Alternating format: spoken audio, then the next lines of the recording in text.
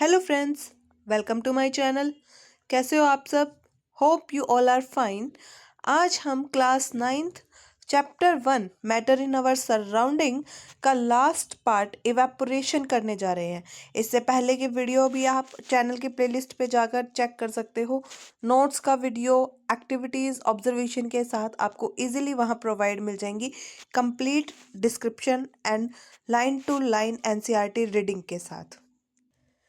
जाकर playlist check ज़रूर करें एंड चैनल को लाइक, शेयर एंड सब्सक्राइब करना ना भूलें। आज स्टार्ट करते हैं इवेपोरेशन के साथ। क्या कहता है? Do we always need to heat or change pressure for changing the state of matter. मतलब मैटर की स्टेट 3 होती है, सॉलिड, लिक्विड और गैस। उनको हमने अब तक पढ़ा है कि कन्वर्ट कर सकते हैं एक दूसरे के अंदर by the help of changing heat and pressure. तो ये कहता है कि कोई और तरीका है कि हम इन दोनों की हीट और प्रेशर को बदलने की बजाय स्टेट को चेंज कर सकें। Can you quote some example from daily everyday life where change of state from liquid to vapor takes place without the liquid reaching the boiling point। मतलब टेम्परेचर बढ़ाते हैं तो बॉइलिंग पॉइंट पर जब हमारा टेम्परेचर पहुंच जाता है तो स्टेट चेंज होती है। ये कहता है बॉइलिंग पॉइंट से पहले ही स्टेट चेंज हो सकती है क्या? Water when left uncovered slowly changes into vapour. देखो, इसका बेस्ट एग्जांपल अगर मैं बताऊं, जैसे अभी बारिश का सीज़न होता है, सड़क पे गड्ढों में इनमें पानी भर जाता है, धीरे धीरे वो पानी अपने आप सूख जाता है। जब हम वाटर को अनकवर्ड छोड़ते हैं वो धीरे धीरे वेपर्स में उड़ जाता है। लाइक कपड़े धो के हम सुखाते हैं, सुखाने के बाद उन कपड़ों का पानी अपने आप क्या वेपर्स में कन्वर्ट हो जाता है। वेट क्लॉथ्स ड्राई अप, गीले कपड़े सूख जाते हैं। What happen to water in about 2 example, इन दोनों एग्जाम्पल में पानी के साथ क्या होता है? अब ये तो नहीं है ना कि आप कपड़ों को गर्म करते हो तब जाके पानी उड़ता है, राइट? वो खुद ही खुद उड़ता है। We know that particles of matter are always moving and never at rest. हमेशा मूव करते रहते हैं particles at a given temperature in any gas, liquid और सॉलिड। मतलब किसी भी टेम्परेचर पर पार्टिकल्स जो हैं वो मूव करते रहते हैं, रेस्ट में नहीं आते हैं। At a given temperature in any gas, liquid or solid, there are particles with different amount of kinetic energy। और सभी particles की kinetic energy भी क्या होती है? अलग अलग होती है। In the case of liquid, a small fraction of particle at the surface। मतलब जैसे हमने एक कंटेनर लिया, उसके अंदर मान लो पानी भरा हुआ है हमारा, ठीक है? जो पार्टिकल यहाँ पर है ऊपर सरफेस पे है और ये अंदर बीच में है, मतलब बल्क में है, राइट? जो सरफेस पार्टिकल है उनकी बात कर रहा है।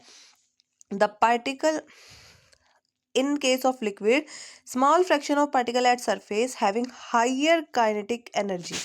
सरफेस वाले पार्टिकल्स की काइनेटिक एनर्जी क्या होती है? ज़्यादा होती है, क्योंकि जो पार्टिकल बीच में है वो चारों ओर से घिरा हुआ है पार्टिकल्स से, इधर उधर भागेगा तो भी वो टकराएगा।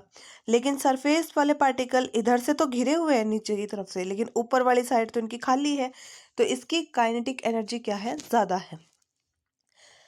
is able to break always from the force of attraction of other particles। ये आसानी से दूसरे पार्टिकल का फोर्स ऑफ अट्रैक्शन तोड़ सकता है। And get converted into vapours, और वाष्प में वेपर्स में बदल सकता है। This phenomena of changes liquid into vapour at any temperature below its boiling point, ये इसकी डेफिनेशन है, is called evaporation. Boiling point से पहले ही पानी का भाप बनकर उड़ जाना, उसको क्या कहते हैं? हम इवेपोरेशन कहते हैं। हाँ, नोट्स मिलेंगे आपको, आगे बढ़ते चलो, नोट्स भी दिखाएंगे। आगे है फैक्टर अफेक्टिंग इवेपोरेशन। कौन कौन से फैक्टर इवेपोरेशन को इफेक्ट करते हैं? पहले है एक्टिविटी 1.14। ये एक्टिविटी आप इजीली परफॉर्म कर कर भी देख सकते हो अपने घर में। देखो क्या कहता है? Take 5 ml of water in a test tube and keep it near the window under a fan. या तो पंखे के नीचे रख दो या खिड़की के पास रख दो जहाँ से धूप आ रही है। Take 5 ml of water in open china dish. कहने का मतलब तुम एक गिलास में पानी ले लो, एक कटोरी में पानी ले लो और एक प्लेट में पानी ले लो, उसको विंडो के पास रख दो या फिर धूप में रखाओ। आप क्या देखोगे? पानी का इवेपोरेशन। देखो, प्लेट वाला पानी जल्दी उड़ेगा, कटोरी वाला पानी उससे देर में उड़ेगा। जिसका सरफेस एरिया ज़्यादा होगा वहाँ से इवेपोरेशन फास्ट होगा, ठीक है? देखते हैं। Take a 5 ml water in a china dish, keep it inside a cupboard. मतलब अपनी अलमारी के अंदर रखाओ। अब अंदर रखा हुआ पानी, उसको हीटिंग ही नहीं मिल रही हल्की सी भी, तो वो देर से उड़ेगा, राइट। ये एक्टिविटी इजी है, आप इजीली इसको परफॉर्म कर सकते हो। Record the temperature, temperature record करो।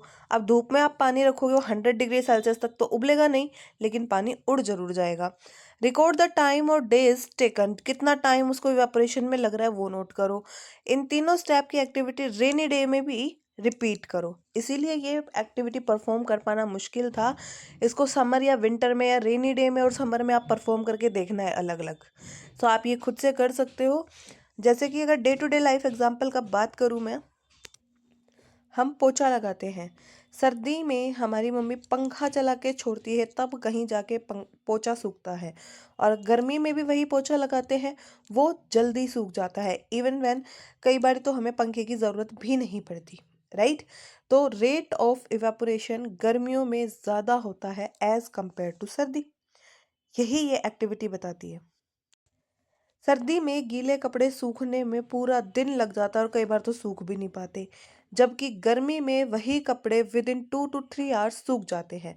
मतलब समर्स में रेट ऑफ इवेपोरेशन फास्ट होता है as compare to winters.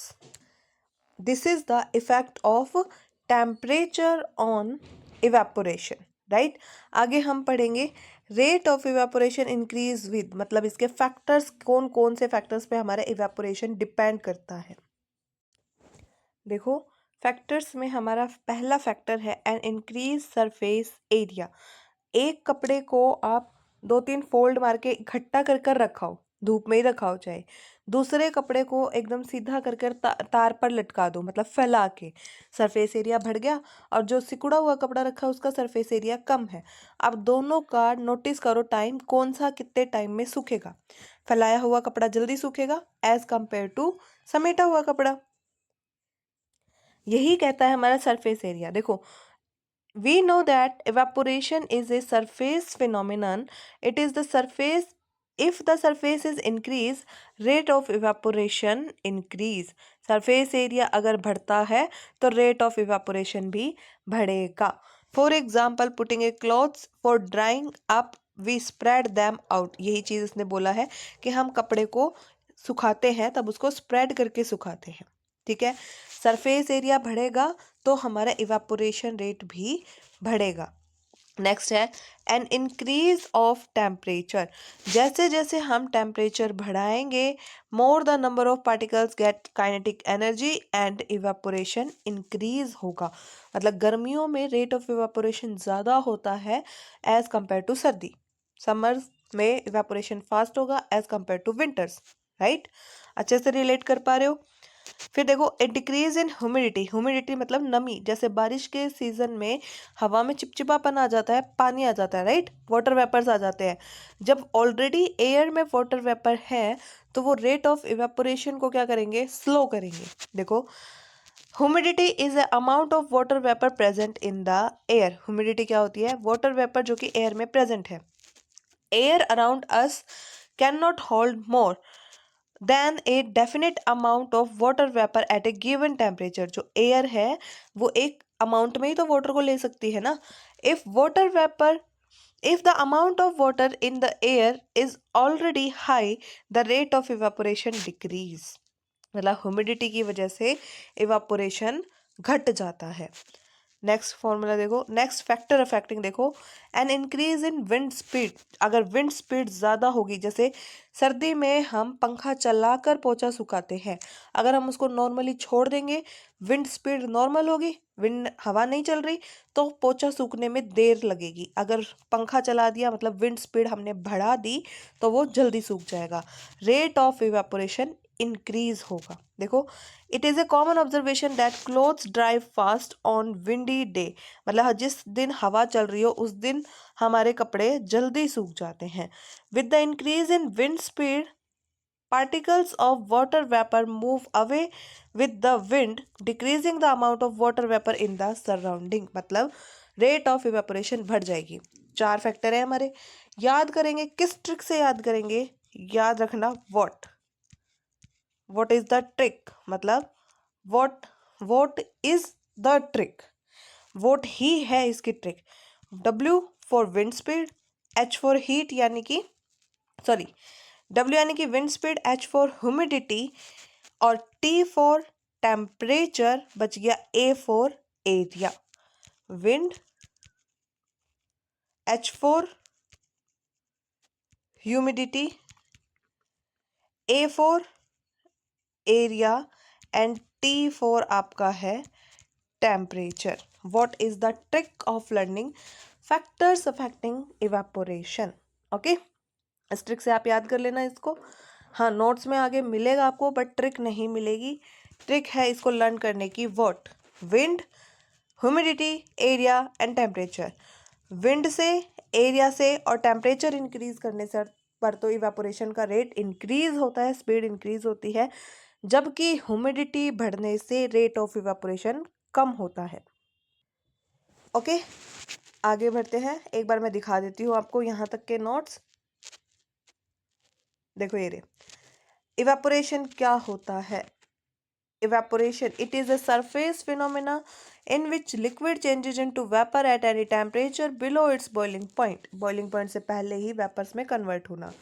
Then ये 4 फैक्टर, सरफेस, टेम्परेचर, विंड और ह्यूमिडिटी, इनमें यही चीज़ें लिखी हुई है, आप आराम से इसको रीड कर सकते हो। हमारा नेक्स्ट टॉपिक है इवेपोरेशन कॉज कूलिंग। पहले बुक से देखते हैं। देखो स्लाइड को मैं क्लियर कर लेती हूँ, ट्रिक को अच्छे से नोट डाउन कर लेना। आगे बढ़ते हैं, क्लीन कर लेती हूँ मैं एक बारी। देखो, how does evaporation cause cooling? Evaporation cooling कैसे कॉज करती है? In an open vessel the liquid keep on evaporating, liquid उड़ता जाता है। The particle of liquid absorb energy from the surrounding to regain the energy lost during evaporation. जो particles है वो अपने चारों तरफ से एनर्जी को लेते हैं, ठीक है। This absorption of energy from the surrounding make the surrounding colds. अब वहाँ से एनर्जी एब्जॉर्ब कर लेंगे, एनर्जी ले ली तो वहाँ तो एनर्जी कम होगी ना। एनर्जी कम होना मतलब क्या होगा? टेम्परेचर डाउन जाएगा, कूलिंग होगी। यही हमने नोट्स में भी लिखा हुआ है। देखो, liquid evaporates, the particle of liquid absorb energy from the surrounding to maintain their energy. और सराउंडिंग, इस वजह से सराउंडिंग हमारी कूल हो जाती है। फॉर एग्जाम्पल, लड़कियों ने नेल पेंट तो सबने यूज़ किया होगा, राइट? घर में सभी यूज़ करती है, देखा होगा। जो नेल पेंट लगाते हैं उसके बाद भी ठंडा लगता है। और नेल पेंट, चलो नेल पेंट आपने हाथ पे तो नहीं डाला होगा, लेकिन नेल पेंट रिमूवर ट्राई किया है। वो भी एक केमिकल सब्सटेंस है जिसका नाम है एसीटोन। अगर उसकी एक बूंद भी हाथ पर गिर जाती है तो हमें बहुत ज़्यादा ठंडा लगता है, क्योंकि एसीटोन का इवेपोरेशन फास्ट होता है। गर्मी में हम नहाते हैं, नहाने के बाद कुछ देर तो ठंडा महसूस होता है ना हमें, क्योंकि जब तक वाटर इवेपोरेट होता है सरफेस को कूलिंग देता रहता है, सराउंडिंग से एनर्जी लेके वो इवेपोरेट हो जाता है और हमें क्या ठंडा महसूस होता है, ठीक है। सो इवेपोरेशन कॉज कूलिंग। देखते हैं आगे बुक का।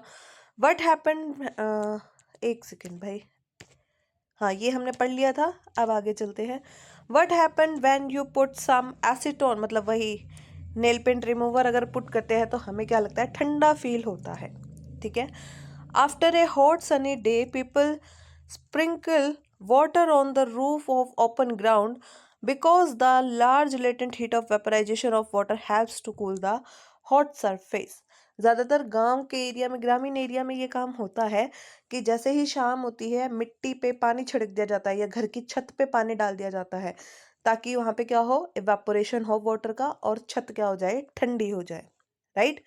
हम जब छोटे थे मामा के जाते थे तो हम बहुत करते थे भाई, ये मिट्टी में पानी छिड़कते थे ताकि थोड़ी देर बाद ही मिट्टी, हवा चलती तो एकदम ठंडी ठंडी लगती थी, इवेपोरेशन होता पानी का। और इवेपोरेशन क्या करता है? हमेशा कूलिंग देता है, ओके।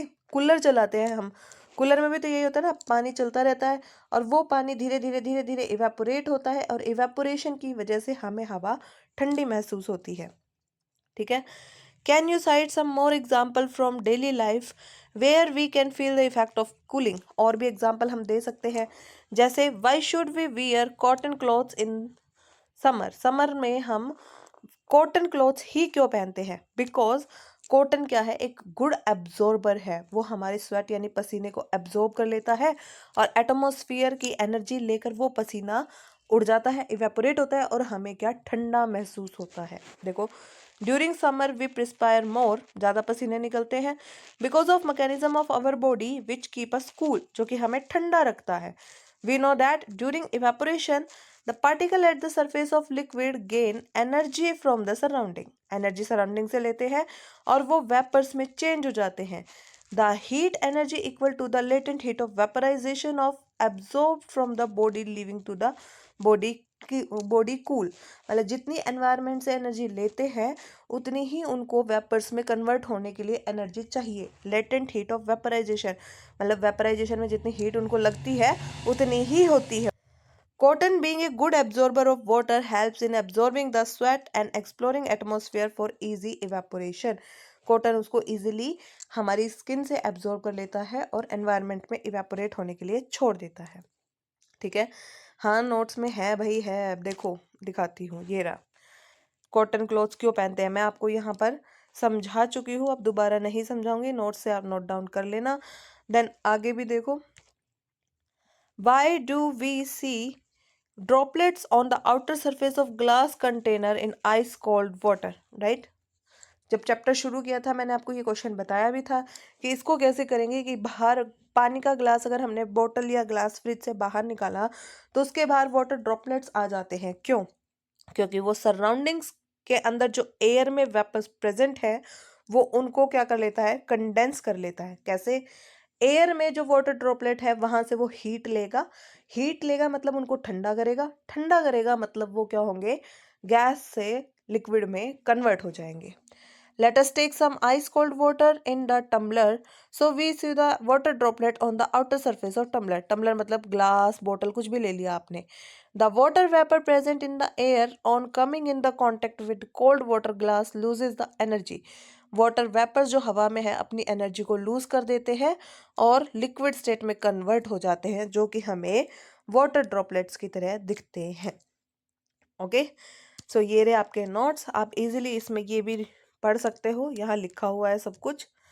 देन एक चीज रह गई हमारे, why evaporation takes place below 100 degree Celsius. Water का बॉइलिंग पॉइंट होता है 100 degree Celsius, but there is a lot of difference between boiling and evaporation. 100 degree से पहले पहले पार्टिकल्स जो है वो मूवमेंट शुरू कर देते हैं। सरफेस वाले पार्टिकल्स ज़्यादा काइनेटिक एनर्जी ले लेते हैं, जो कि अंदर वाले पार्टिकल्स, बल्क वाले पार्टिकल्स नहीं ले पाते। इवापोरेशन सरफेस से होता है, evaporation is a surface phenomenon, जो कि बिलो 100 डिग्री सेल्सियस हो जाता है, क्योंकि सरफेस पे रहने वाले पार्टिकल्स एनर्जी ज़्यादा एक्वायर करते हैं और जल्दी एक्वायर करते हैं। ओके, अब आप इस चैप्टर को आराम से पढ़ सकते हो, समझ सकते हो। चैनल को लाइक, शेयर एंड सब्सक्राइब ज़रूर करना। नोट्स में यहीं तक, बाकी मैंने वीडियो के स्टार्टिंग में कुछ क्वेश्चंस बताए थे आपको, उनका आंसर अभी देना बाकी है। सो वीडियो में बने रहिए, आगे देखते रहिए। Why do we see water droplets on the outer surface of the glass containing ice cold water? Water vapor in air loses energy on coming in contact with the cold glass of water and gets converted into liquid state, which we see as water droplets on the outer surface of cold glass of water. मिट्टी के घड़े में पानी ठंडा कैसे रहता है गर्मियों में, अभी हमें ये देखना है। देखो, मिट्टी के घड़ा जो भी होता है, देखा होगा आपने, बाहर से गीला रहता है हमेशा, जो कि पानी है उसके सरफेस पे आ जाते हैं वाटर ड्रॉपलेट्स, और वही वाटर ड्रॉपलेट्स फिर एयर में इवेपोरेट होते हैं, और इवेपोरेशन हमारी क्या करती है, कॉज कूलिंग। जैसे कि हमने यहाँ पे फिगर में दिखाया हुआ है, मटके के अंदर लगातार वाटर लेवल रिड्यूस होता रहता है क्योंकि सरफेस से पानी उड़ता रहता है, उसके बाहर स्वेट यानी कि पसीना आता रहता है। सेकंड पॉइंट, इवेपोरेशन होता रहता है, तो वाटर लेवल जो है उसका लगातार डिक्रीज होगा, and just because of evaporation, evaporation is a surface phenomena which cause cooling. अब लास्ट पॉइंट आज का, बॉइलिंग एंड इवेपोरेशन में डिफरेंस देखना है हमें। देखो, बॉइलिंग और इवेपोरेशन में क्या डिफरेंस है। Process in which substance changes its state from liquid to gases. Same काम इवेपोरेशन में भी होता है, लेकिन इवेपोरेशन में बिना बॉइलिंग के होता है, वो विदाउट बॉइलिंग। ओके, बॉइलिंग में तो हम उसके बॉइलिंग पॉइंट तक पहुंचते हैं, बट इवेपोरेशन बॉइलिंग पॉइंट से पहले ही स्टार्ट हो जाता है। During boiling bubbles are formed, bubbles बनते हैं जैसे हम पानी को गैस पे गर्म करना छोड़ते हैं, हमारे बर्तन में बबल्स आते हैं, बबल्स नीचे से ऊपर की ओर उठते हुए आते हैं, राइट। लेकिन इवेपोरेशन में कोई बबल्स की फॉर्मेशन नहीं होती। बॉइलिंग फास्ट होती है, इवेपोरेशन धीरे धीरे होती है। बॉइलिंग जैसे ही हम 100 डिग्री सेल्सियस पर पहुंचेंगे वाटर बॉयल हो जाएगा, राइट। वो फास्ट है, बस टेम्परेचर तक पहुंचने की देर है। लेकिन इवेपोरेशन अगर हम 0 डिग्री से स्टार्ट कर रहे हैं, 0 से 100 डिग्री सेल्सियस तक इवेपोरेशन होता ही रहेगा। मतलब ये क्या है, स्लो प्रोसेस है। Occurs at a definite boiling occurs at a definite temperature, जैसे वाटर का बॉइलिंग पॉइंट है 100 degree Celsius, but evaporation occurs at all temperature, सभी टेम्परेचर्स पर होती है। Boiling occur through the liquid occurs throughout the liquid, मतलब पूरे liquid के अंदर होती है। जबकि हमारा ये इवेपोरेशन क्या है, एक सरफेस फिनोमिना है, ओनली ऑन सरफेस के ऊपर होता है, ठीक है।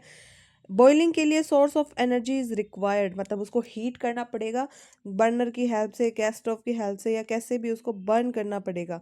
मतलब हीटिंग रिक्वायर्ड है, एनर्जी देना ज़रूरी है। बट बात करें हम इवेपोरेशन की, तो इवेपोरेशन तो अगर हम कपड़ों को धूप में डालते तो भी हो जाता है, हम उसमें कोई भी एक्सटर्नल सोर्स नहीं लगा रहे हैं। या पानी अंदर पड़ा है, धीरे धीरे वो पड़ा हुआ पानी भी क्या होता है, उड़ जाता है। रोड से गड्ढों में पानी इकट्ठा हो जाता है, वो धीरे धीरे उड़ जाता है। मतलब इसमें कोई भी सोर्स से एनर्जी देने की ज़रूरत नहीं पड़ती। That's all about boiling and evaporation. यहाँ पर हमारा चैप्टर कंप्लीट होता है। लाइक शेयर एंड सब्सक्राइब करना ना भूलें। For more such videos and chapters, like the channel, share the channel and subscribe the channel. Thank you.